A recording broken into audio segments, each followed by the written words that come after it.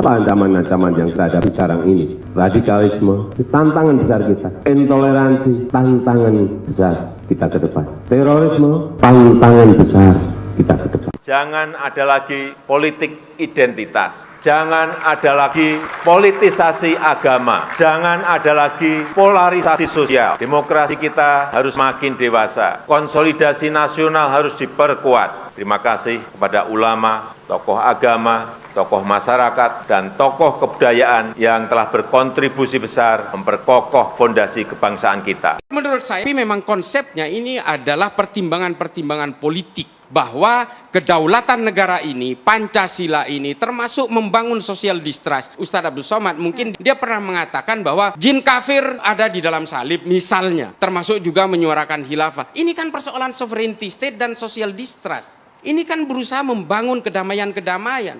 Jangan kemudian mengagitasi masyarakat, membelah-belah masyarakat atas nama agama. Kita ini kan sudah capek dengan penunggangan-penunggangan agama untuk kepentingan-kepentingan politik dalam konsep kehidupan bernegara. Yang menurut Ibnu Khaldun al-Asobiyah itu tadi. Kita kan seharusnya tidak boleh membentur-benturkan orang. Negara Saudi yang homogen dengan paham yang sama, Wahabi Salafi yang sama. Semuanya homogen, tapi karena persoalan social distrust, membangun kedamaian di antara rakyatnya, ditangkap juga kok. Makanya saya bilang ini adalah konsep bernegara. Kalau kita itu mau mengadu soal agama, sampai kapan kita itu beradu tafsir? Kita ini semua saya bilang, makanya kita ini bukan menganut agama. Kita ini menganut tafsir-tafsir agama kok. Saya ini Islam sama Pak Ismail. Pak Ismail pengusung khilafah, saya bukan. Termasuk kelompok-kelompok Salafi Wahabi. Mustahil nggak punya tujuan politik. Ini produknya kemarin meledak di Bandung. Dan Solo ini menjadi simpul yang penuh dengan keunikan, Pak. Semua ideologi hidup di Solo. Bomnya meledak di Bali, simpulnya di Solo. Bomnya meledak di Bandung, simpulnya di Solo. Semua mengarah Solo. Konfliknya di Poso, simpulnya ada di Solo. Konfliknya di Ambon, simpulnya di Solo. Semua ada di sini, Pak. Ini tolong disadari. Mengapa Solo? Solo ini sudah menjadi melting pot ideologi sejak dulu. Semua ideologi hidup di sini. Ahlus Sunnah wal Jamaah hidup, Syiah hidup, PKI hidup. Di sini udah pernah menang loh PKI pemilu tahun 1955. Karena janji PKI adalah mengembalikan tanah rakyat yang dikuasai oleh keraton. Menang di sini. Tapi setelah itu yang menang adalah Serikat Dagang Islam ketika itu. Karena isinya kan pedagang-pedagang semua. Di sini adalah melting pot ideologi. Coba bayangin kalau ini kemudian didiamkan menjadi satu perbedaan yang saling bergesekan, pada akhirnya melahirkan produk-produk seperti yang dilakukan oleh Abu Bakar Ba'asyir. Dan ini kemudian menjadi epicentrum. Saya pikir kemarin bom yang meledak di Bandung itu, Pak, udah bukan bagian dari Solo. Ada juga. Masih menggigit kota Solo juga. Ternyata ya asalnya dari sini-sini juga. Coba. Ini harus dipahami, kota Solo ini harus kita sadari bahwa NU harus menjadi pemain utama di kota Solo, karena kalau NU tidak bisa menjadi perekat dari berbagai ideologi yang hidup dan tafsir-tafsir yang segala macam ini, maka Solo betul-betul akan menjadi epicentrum yang dalam konteks negatif. Ini kalau didiamkan. Makanya semua kesatuan TNI dan Polri itu pasti punya posko di Solo. Memang unik, Pak. Ini mohon maaf ya, termasuk orang Islam yang makan anjing pun ada di sini, Pak. Ini membuktikan bahwa ideologi apapun hidup di sini. Ini kan harus kita ketahui semua. Artinya, dan semua punya zona nyamannya masing-masing. Dan ketika satu sama lain saling mempersekusi, ini kan bahaya. Amrozi simpulnya di sini. Agus Suyatno yang kemarin jadi pelaku itu melakukan amaliyahnya di Bandung di Astana Anyar, padahal orang di sini juga. Coba.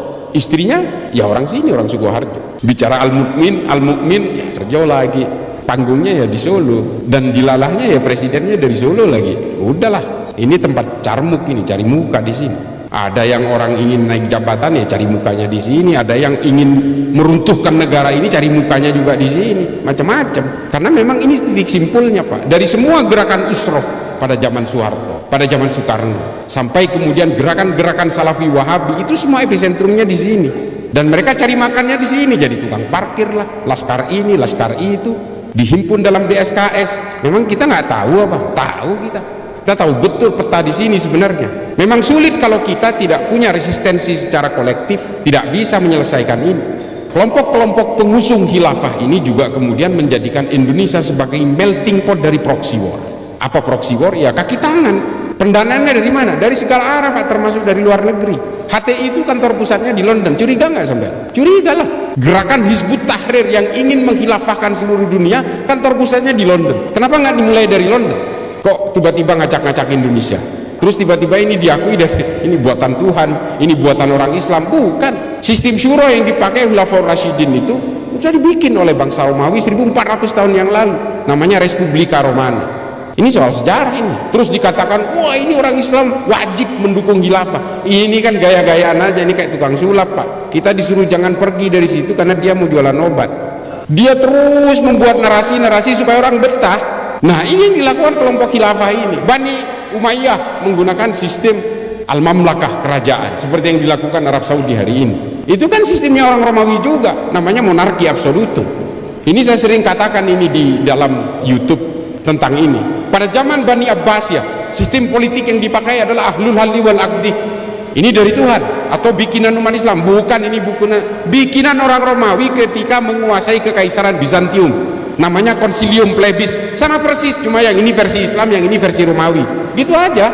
Terus dibilang ini bikinan Tuhan. Enggak, ini hanya cara-cara politisasi agama aja. Karena kalau menggunakan agama mudah menipu orang. Orang mudah percaya untuk terhipnotis lalu mengikuti dia, lalu kita ikut serta mewujudkan ambisi-ambisi politik dia supaya menjadikan Indonesia ini negara khilafah. Menurut mereka, soal teroris, saya hari ini selama 3 hari terakhir saya betul-betul dibantai oleh pengikutnya Ustadz Abdus Somad karena saya berusaha membantah fatwa dia tentang harokah istishhadiyah dan harokah intiradiyah. Nah ini selalu dipakai, percaya nggak Bapak? Konon Ustadz Abdus Somad menggunakan fatwa ini untuk pejuang Palestina yang melakukan bom bunuh diri. Tapi tahu nggak, fatwa ini dipakai oleh teroris di Indonesia untuk melakukan bom bunuh diri. Apakah dia bisa ditangkap sebagai seorang ideolog penganjur fatwa yang memperkuat orang untuk melakukan gerakan-gerakan amaliyah teror seperti ini? Bisa sebenarnya. Cuma kita tidak perlu melakukan penegakan hukum untuk menangkap orang-orang seperti Abdus Somad. Abdus Somad yang harus sadar, ini kan membahayakan umat Pak. Saya bantah itu. Ma'lim fil Thoriq yang ditulis oleh Said Qutb di Mesir untuk keperluan orang Mesir, untuk konsumsi politik Mesir, untuk melawan Presiden Gamal Abdul Nasser, pada akhirnya dipakai oleh gerakan teror di seluruh dunia. Bukunya Abu Bakar Naji, seorang ulama Saudi bernama Idarat At-Tawahhush, yang sebenarnya dirancang untuk ISIS di Irak dan Suriah, akhirnya dipakai oleh kelompok-kelompok jamaah Islamiyah dan jamaah Ansarud Daulah di Indonesia. Ini kan bahaya. Dia menghalalkan orang pelaku bom bunuh diri. Kalau zaman Rasulullah pakai pedang terjun ke tengah-tengah orang kafir katanya, hari ini di abad modern ini tidak perlu pakai pedang, pakai bom aja meledakkan diri. Dan dia juga menyalahkan orang karena itu dianggap sebagai bom bunuh diri. Katanya ini itu bom jihad katanya. Kan bahaya pemikiran seperti ini. Ini loh kalau kebanyakan ceramah tapi sambil memelihara Harley Davidson. Saya nggak mau mencaci maki dia, enggak, tapi tolong ini diralat fatwanya karena imbasnya kepada umat sungguh luar biasa Pak. Saya pikir dia anti Wahabi, ternyata nggak juga, sama kelakuannya. Saya itu anti Wahabi karena dia menganjurkan kebencian dan mengkafir-kafirkan orang lain, ternyata ini sama. Ini yang saya maksud dengan upaya memecah belah kalangan Nahdien dari dalam. Yang mencaci maki saya karena saya melawan dari fatwanya UAS ini siapa? Orang-orang Madura juga, orang-orang NU juga, coba bayangin. Saya marah kalau ini karena hasil dari interogasi terhadap berbagai teroris itu, salah satu yang menjadi rujukan adalah fatwa-fatwa dari ulama seperti Abdus Somad yang memperbolehkan untuk terjun ke tengah-tengah orang dan meledakkan diri. Memang ada disclaimer yang dikatakan oleh Abdus Somad di dalam videonya, untuk wilayah-wilayah perang boleh melakukan itu. Di Indonesia sebagai negara aman tidak boleh katanya. Tapi menurut teroris kan ini bukan daerah aman. Menurut teroris Indonesia ini kan darul harb, daerah perang yang harus dikuasai. Semua orang yang bernaung di bawah Pancasila dan Undang-Undang Dasar 45 ini adalah orang jahiliyah yang halal darahnya. Makanya mereka menganggap Indonesia ini bukan daerah aman buat kelompok teroris itu. Jadi persoalan aman dan tidak aman ini menjadi disclaimer buat saya. Makanya nggak usahlah ngeluarin fatwa-fatwa seperti itu, bahaya buat umat. Kalau orang yang masih bisa mencerna, oke, that's fine. Tapi kalau orang yang tidak bisa mencerna keilmuan agamanya, ini kan selesai semua. Lalu dia mengatakan wajib seluruh umat Islam mendukung khilafah. Yang jadi rujukan adalah Imamul Hakim dalam Al-Mustadrak ala Sahihain. Saya udah baca kitab ini, katanya disohehkan oleh Az-Zahabi. Justru Az-Zahabi yang mengkritik kitab ini karena dianggap Imamul Hakim itu penulis kitab ini dalam keadaan pikun. Ini loh, kita kadang-kadang betul-betul dikelabui oleh narasi-narasi dan dalil-dalil agama karena mereka memanfaatkan ketidaktahuan kita tentang literatur agama. Padahal Islam itu Pak, punya sejarah literatur yang luar biasa sehingga mengilhami keilmuan-keilmuan di Eropa hingga hari ini. Lensa, HP ini yang menciptakan prototipe pemikiran awalnya ini orang Islam Pak. Nama kitabnya Al-Hayat. Lalu kemudian kitab ini diusung ke Jerman, kemudian disempurnakan. Yang kita tahu hari ini yang menciptakan lensa kamera itu orang Jerman. Padahal ini orang Islam. Yang membuat ordo dan klasifikasi berbagai tumbuhan dalam ilmu biologi itu orang Islam juga. Namanya Abu Bakar Ahmad Ad-Dinawari. Nama kitabnya An-Nabat. Akhirnya semua itu diusung ke sana, lalu dibuat teori-teori tentang mikrobakteri dan sebagainya ke Eropa, dan kemudian mengilhami kelahiran-kelahiran ilmu biologi, termasuk juga yang kemudian membuat teori Darwin. Berbagai keilmuan-keilmuan dalam Islam termasuk ilmu musik, Al-Farabi, Al-Kindi, filsafat-filsafat Islam di bawah Imam Ghazali, Ibnu Rushd, Jalaluddin Rumi dalam Fihi Ma Fihi. Ini mengilhami berbagai gerakan-gerakan filsafat modern hari ini kepada orang Eropa. Semua bersanad kepada pemikiran orang Islam Pak. Pemikiran Thomas Aquinas dalam Pemikir Katolik, nama bukunya Summa Theologica. Ini diambil dari perdebatan Imam Ghazali dalam Tahafud Al-Falasifah dengan Ibnu Rushd dalam Tahafud At-Tahafud. Indah sekali Islam ketika berkenalan dengan ilmu pengetahuan. Indah Pak. Dan semua mengilhami gerakan kedokteran modern, pemikiran Ibnu Sina tentang bagaimana manusia mencerna makanan lalu keluar menjadi kotoran segala macam. Ini teori-teori Ibnu Sina yang kemudian dipakai ilmu kedokteran modern hari ini.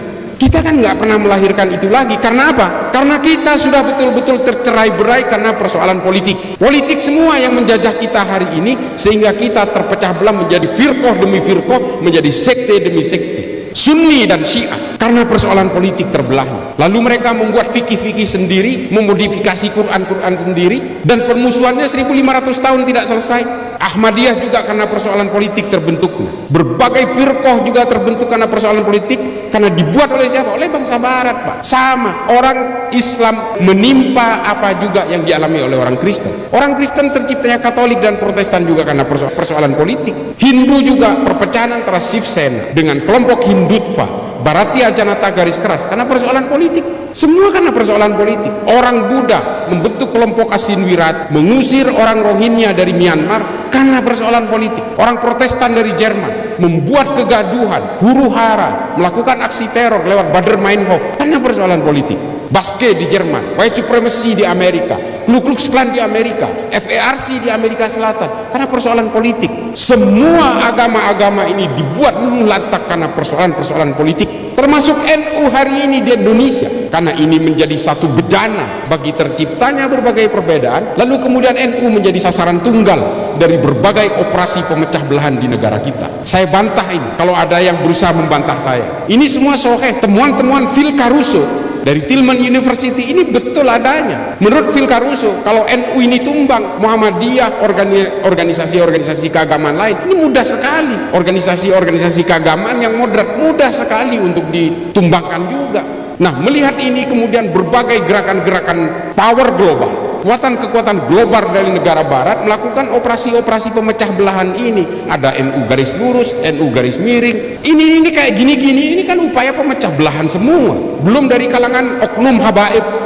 Pak, kalau berbicara tentang penghormatan kepada habaib, hanya ulama NU yang menyuruh kita itu untuk menghormati para habaib. Di negara lain biasa aja tuh ketemu habib. Saya udah berkeliling Pak ke banyak negara. Saya ke Afrika berkali-kali, ke Asia Selatan, Asia Tenggara, Amerika Selatan. Saya tinggal di Amerika 5,5 tahun. Semua biasa aja. Hanya di Indonesia. Karena apa? Karena kita memang diminta oleh ulama-ulama NU untuk membangun kecintaan kepada Nabi, harus menghormati zuriyah Nabi. Ini diajari kepada kita semua. Tapi hari ini apa? Oknum-oknum habaib justru mencaci maki ulama NU. Kurang ajar. Kita hari ini masih takdim kepada para habaib karena melihat para habaib yang tawaddu, yang masih berbasis tasawuf, Habib Lutfi, Habib Syekh, Habib-habib dari tapal kuda yang betul-betul menginginkan kita supaya kita betul-betul hablum minan nas, hablum minallah, kita betul-betul menjunjung tinggi kemanusiaan, kita betul-betul harus menciptakan kedamaian, rendah hati dan sebagainya, karena kita masih melihat para habaib yang tawaddu itu. Subhanakallahumma wa bihamdika asyhadu an la ilaha illa anta astaghfiruka wa atubu ilaik. Billahi taufiq wal hidayah. Wassalamualaikum warahmatullahi wabarakatuh.